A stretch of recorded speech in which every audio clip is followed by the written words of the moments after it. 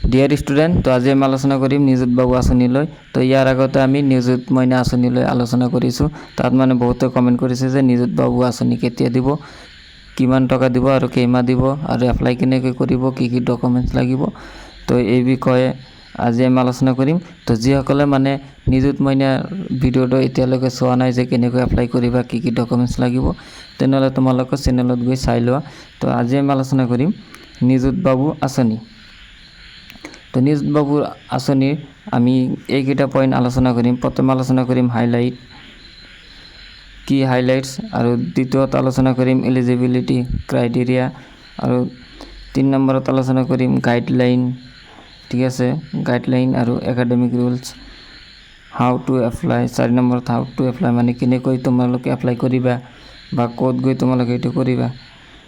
আৰু 5 নম্বৰত থাকিব ডকুমেণ্টছ, কি কি ডকুমেণ্টছ লাগিব। আৰু 6 নম্বৰত হ'ল পাব্লিছ, মানে কেতিয়াৰ পৰা এইটো দিব তোমাক, ঠিক আছে। তো প্ৰথমে আমি আলোচনা কৰিম কি হাইলাইটছ, ঠিক আছে। যদি ভিডিঅ'টো ভাল লাগে এটা লাইক কৰি দিবা। তো এতিয়া আমি ভিডিঅ'টো আৰম্ভ কৰিম। তো প্ৰথমে ইয়াত আমি লৈছোঁ কি হাইলাইটছ।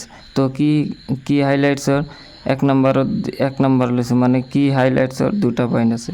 তো প্ৰথম পইণ্টটো হ'ল UG students get 1000 per month, ঠিক আছে। তো যিসকল মানে ইউজিৰ ষ্টুডেণ্ট, ঠিক আছে, সিহঁতে মানে পাব 1000কৈ মাহত 1000 টকাকৈ পাব।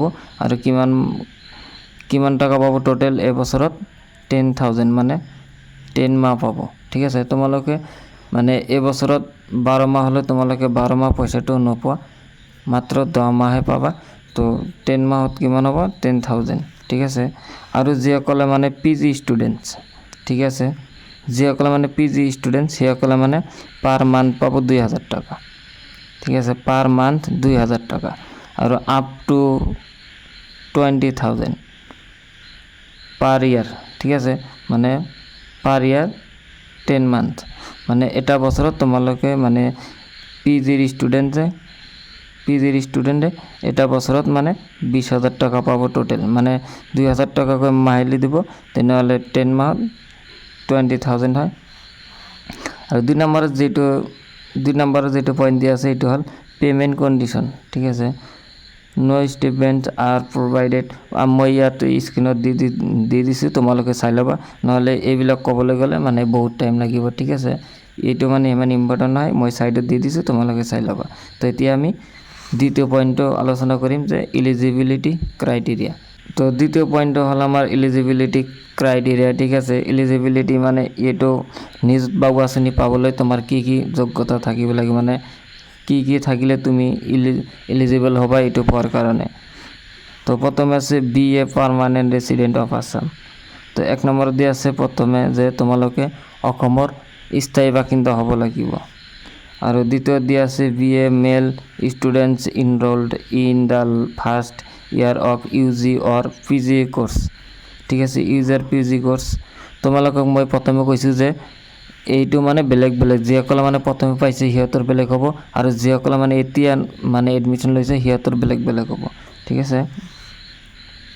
আৰু 3 নম্বৰত দিয়া আছে the educational institution must B located within Assam, মানে তোমালোকে যিটো কলেজত বা স্কুলত পঢ়ি আছা সেইটো মানে অসমৰ ভিতৰত হ'ব লাগিব। অসমৰ বাহিৰত গ'লে তোমালোকে সেইটো নিযুত বাবু আঁচনিটো নাপাবা। এইটো মানে কেৱল নিযুত বাবুৰ কাৰণে নহয়, নিযুত মইনাৰো ছেম এলিজিবিলিটি ক্ৰাইটেৰিয়া, ঠিক আছে। আৰু 4 নম্বৰত আছে the annual income of the students family must B bill' 4 lakhs per annual, ঠিক আছে। তোমালোকে যেতিয়া এপ্লাই কৰিবা তোমালোকৰ ফেমিলিৰ ইনকাম 4 লাখতকৈ কম হ'ব লাগিব, মানে বছৰৰ যিটো ইনকাম আছে, বছৰৰ এনুৱেল ইনকাম সেইটো মানে 4 লাখতকৈ কম হ'লে তোমালোকে এইটো পাবা, এইটো পোৱাৰ কাৰণে এলিজিবল হ'বা।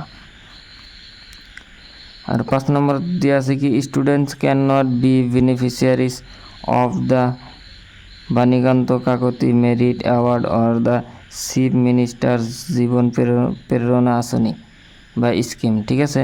তোমালোকে যদি বাণীকান্ত কাকতি মেৰিট এৱাৰ্ড পাইছা তেনেহ'লে তোমালোকে নাপাবা। আৰু যদি তোমালোকে চিফ মিনিষ্টাৰৰ জীৱন প্ৰেৰণা আঁচনিটো পাই আছা তেনেহ'লে তোমালোকে নিযুত বাবু আঁচনিটো নোপোৱা, ঠিক আছে। আৰু দ্বিতীয়ত হ'ল, আৰু ইয়াৰ পিছত 3 নম্বৰটো হ'ল আমাৰ important guidelines and academic rules.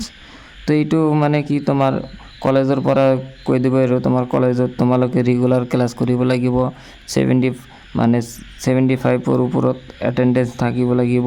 মানে এটেণ্ডেঞ্চ তোমাৰ বেছি থাকিলে ভাল, এটেণ্ডেঞ্চ বেছি থাকিব লাগিব, তোমাৰ ৰেগুলাৰ ষ্টুডেণ্ট হ'ব লাগিব।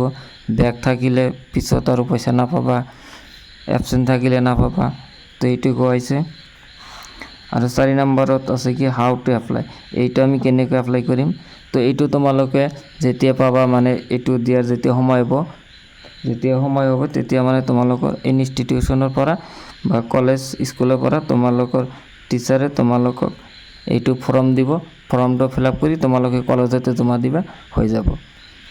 এতিয়া 5 নম্বৰ মোষ্ট ইম্পৰ্টেণ্টটো হ'ল 5 নম্বৰ। তো 5 নম্বৰটো কি, 5 নম্বৰটো এতিয়া আমি আলোচনা কৰিম। তো 5 নম্বৰটো হ'ল ডকুমেণ্ট। তো কি ডকুমেণ্ট লাগিব সেইটো, তো ডকুমেণ্টটো লাগিব প্ৰথমে ইনকাম চাৰ্টিফিকেট আৰু ৰেচন কাৰ্ড। যিসকলৰ মানে ৰেচন কাৰ্ড আছে সিহঁতৰ ইনকাম নালাগে, আৰু যাৰ ৰেচন কাৰ্ড নাই সিহঁতৰ মানে ইনকাম চাৰ্টিফিকেটটো লাগিব, ঠিক আছে। দ্বিতীয় নম্বৰত হৈছে তোমাৰ কলেজৰ এডমিশ্যন ৰিচিপ্ট আৰু মাৰ্কশ্বিট। যদি তোমালোকে এতিয়া মানে প্ৰথম এপ্লাই কৰিবা তেনেহ'লে তোমালোকৰতো মাৰ্কশ্বিট নাই, তেনেহ'লে মাৰ্কশ্বিট আছে ইয়াৰ আগত, তো সেইটো দি দিবা। এইটো মানে কলেজৰ পৰা তোমালোকক ইনফৰ্ম কৰি দিব কেনেকৈ দিবা, কি দিবা। আৰু 3 নম্বৰত হ'ল পাৰ্মানেণ্ট ৰেচিডেণ্ট চাৰ্টিফিকেট, মানে PRC, ঠিক আছে। PRCটো তোমালোকে বনাই ল'বা, এইটো মানে বহুত কামত লাগে। তোমালোকে যদি গভৰ্ণমেণ্ট জবত এপ্লাই কৰা তেনেহ'লে তোমাৰ PRCটো লাগিব, গতিকে তোমালোকে PRCটো বনাই ল'বা। আৰু 4 নম্বৰত হ'ল bank passbook and Aadhaar card. Bank passbook and Aadhaar card, আৰু পাছবুক আৰু আধাৰ কাৰ্ডটো তোমাৰ মানে আধাৰ কাৰ্ডটো বেংকৰ লগত লিংক থাকিব লাগিব, ঠিক আছে। তো এইখিনি আছিল আজিৰ ভিডিঅ'। তো ভিডিঅ'টো ভাল লাগিলে এটা লাইক কৰি দিবা, চেনেলত নতুন হ'লে ছাবস্ক্ৰাইব কৰি দিবা। তো আজিৰ কাৰণে এইখিনি, বাই বাই, টাটা।